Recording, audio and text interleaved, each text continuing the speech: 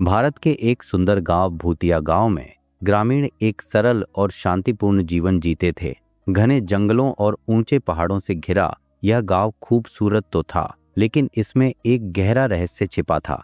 हर पूर्णिमा की रात अजीबोगरीब और खौफनाक घटनाएं होती थीं, जिससे ग्रामीणों में डर और बेचैनी पैदा होती थी। कई लोगों का मानना था कि जंगल के किनारे एक पुरानी प्रत्यक्त हवेली से आत्माओं का गांव में वास है। करण, एक जिज्ञासु और बहादुर युवक, रहस्यमय घटनाओं के पीछे की सच्चाई को उजागर करने के लिए दृढ़ था। उसकी सबसे अच्छी दोस्त मीरा और उसका भाई विक्रम उसकी खोज में उसके साथ शामिल हो गए। बड़ों की चेतावनियों के बावजूद उन्होंने अगली पूर्णिमा की रात हवेली की जांच करने का फैसला किया। हवेली में जाने से पहले तीनों ने गांव के बुजुर्ग दादू से मुलाकात की, ताकि इसके इतिहास के बारे में और अधिक जानकारी प्राप्त कर सकें। दादू ने बताया कि हवेली कभी एक अमीर और प्रभावशाली परिवार रावों की थी। कई साल पहले पूरा परिवार रहस्यमय तरीके से गायब हो गया था और तब से हवेली को छोड़ दिया गया था। ऐसा कहा जाता है कि उनकी आत्माएं अभी भी उस जगह पर भटकती हैं, जो उनकी असामयिक मृत्यु का बदला लेना चाहती हैं। दादू ने उन्हें फिर से चेतावनी दी, हवेली शापित है, जो लोग इसमें प्रवेश करते हैं वे कभी भी वैसे ही नहीं लौटते। सावधान रहो मेरे बच्चों। बिना किसी डर के करण, मीरा और विक्रम अपनी यात्रा के लिए तैयार हो गए। आवश्यक आपूर्ति और सुरक्षात्मक ताबीज इकट्ठा किए। पूर्णिमा की रात तीनों दोस्त हवेली की ओर चल पड़े। जंगल में अंधेरा और खौफनाक नजारा था। ऊपर पूर्णिमा की रोशनी से ही रोशनी आ रही थी। चलते चलते उन्हें अजीबोगरीब आवाजें सुनाई दी, फुसफुसाहट, पदचाप और कभी कभी पत्तों की सरसराहट। वे जितने गहरे गए, हवा उतनी ही ठंडी होती गई, जिससे उनकी रीढ़ में सिहरन पैदा हो गई। घंटों लगने के बाद वे आखिरकार हवेली पहुंच गए। यह ऊंची और भयावह थी। इसकी खिड़कियां खोखली आंखों की तरह अंधेरी और खाली थीं। एक बार की भव्य इमारत अब खंडहर में थी, लताओं और सड़न से ढकी हुई थी। एक गहरी सांस के साथ करण ने चरमराते हुए गेट को खोला और वे आंगन में चले गए। हवेली का अंदरूनी हिस्सा भी उतना ही भयानक था जितना कि उसका बाहरी हिस्सा।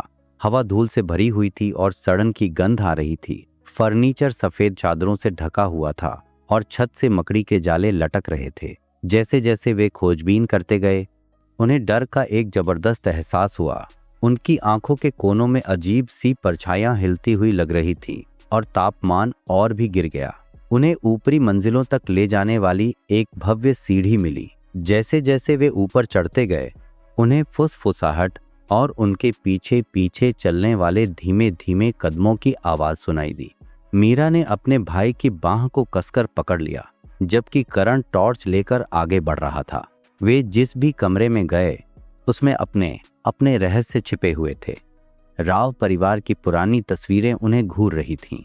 एक कमरे में उन्हें राव परिवार की सबसे छोटी बेटी अंजलि की डायरी मिली। डायरी में हवेली में परिवार के आखिरी दिनों का विवरण था। अंजलि ने अजीबोगरीब घटनाओं, रात में छाया और अपने पिता के बढ़ते पागलपन के बारे में लिखा था, जो मानते थे कि हवेली शापित थी। जब वे डायरी पढ़ रहे थे, अचानक हवा के झोंके ने दरवाजा बंद कर दिया। कमरा ठंडा हो गया और उन्होंने एक बेहोश भूतिया सिसकियां सुनी। मीरा ने अपने कंधे पर एक ठंडे हाथ को महसूस किया, जिससे वह चीख उठी। तीनों को जल्दी ही एहसास हो गया कि वे अकेले नहीं थे। उन्होंने कमरे से बाहर निकलने और जवाबों की तलाश जारी रखने का फैसला किया। मुख्य हॉल में उन्हें पूरे राव परिवार का एक पुराना चित्र मिला। जब वे उसे देख रहे थे तो परिवार के सदस्यों की आंखें उनका पीछा कर रही थीं। अचानक अंजलि की भूतिया आकृति उनके सामने प्रकट हुई। उसका पारदर्शी रूप जमीन के ऊपर मंडरा रहा था और वह एक भयावह आवाज में बोली, हमारी मदद करो, हमें इस अभिशाप से मुक्त करो। अंजलि ने बताया कि उसका परिवार हवेली में फांसा हुआ था। एक प्रतिशोधी आत्मा द्वारा दिए गए शक्तिशाली अभिशाप के कारण आगे बढ़ने में असमर्थ था। आत्मा के साथ अंजलि के पिता ने अन्याय किया था और अब वह परिवार को अनंत काल तक पीड़ा पहुंचाना चाहती थी। अभिशाप को तोड़ने का एकमात्र तरीका एक छिपा हुआ ताबीज ढूंढना और हवेली के चैपल में एक अनुष्ठान करना था। अंजलि और उसके परिवार की मदद करने के लिए दृढ़ संकल्पित करण, मीरा और विक्रम ने छिपे हुए ताबीज की खोज शुरू की। उन्होंने हवेली की तलाशी ली, भयानक आवाजों और भूतिया प्रेतों का सामना करते हुए जो उनके लक्ष्य के करीब पहुंचने के साथ साथ और भी मजबूत होते जा रहे थे। तहखाने में उन्हें एक गुप्त दरवाजा मिला जो एक छिपे हुए कक्ष की ओर जाता था।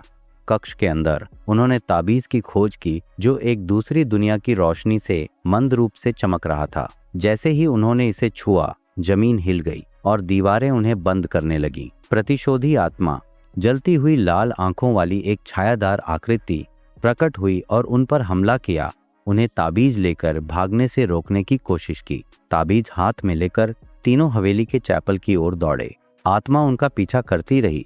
उसका क्रोध स्पष्ट था। चैपल में उन्हें अनुष्ठान के निर्देशों वाली एक पुरानी किताब मिली। उन्होंने जल्दी से वेदी स्थापित की और मंत्र पढ़ना शुरू किया। आत्मा ने उन पर हमला किया, लेकिन करण और विक्रम ने उसे रोक लिया जबकि मीरा अनुष्ठान पढ़ रही थी। जैसे ही मीरा ने मंत्र पढ़ना समाप्त किया, ताबीज चमकने लगा और आत्मा ने एक भयानक चीख निकाली। जमीन हिल गई और चैपल में एक चमकदार रोशनी भर गई। जब रोशनी फीकी पड़ गई तो आत्मा चली गई और हवा हल्की लगने लगी। अंजलि और उसका परिवार कृतज्ञता पूर्वक मुस्कुराते हुए दिखाई दिए। धन्यवाद, अंजलि ने कहा, आपने हमें मुक्त कर दिया है। अभिशाप के हट जाने के बाद हवेली अब प्रेतवादित नहीं लगती थी। दोस्त गांव वापस आ गए जहां भोर हो रही थी। गांव के लोग जो उत्सुकता से इंतजार कर रहे थे, राहत और खुशी के साथ उनका स्वागत किया।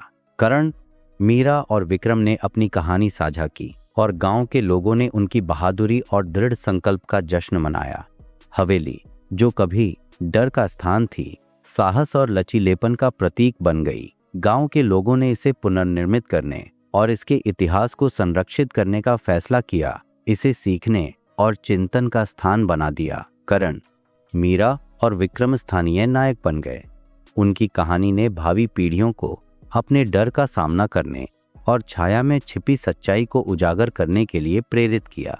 साल बीत गए और भूतिया गांव फलने फूलने लगा।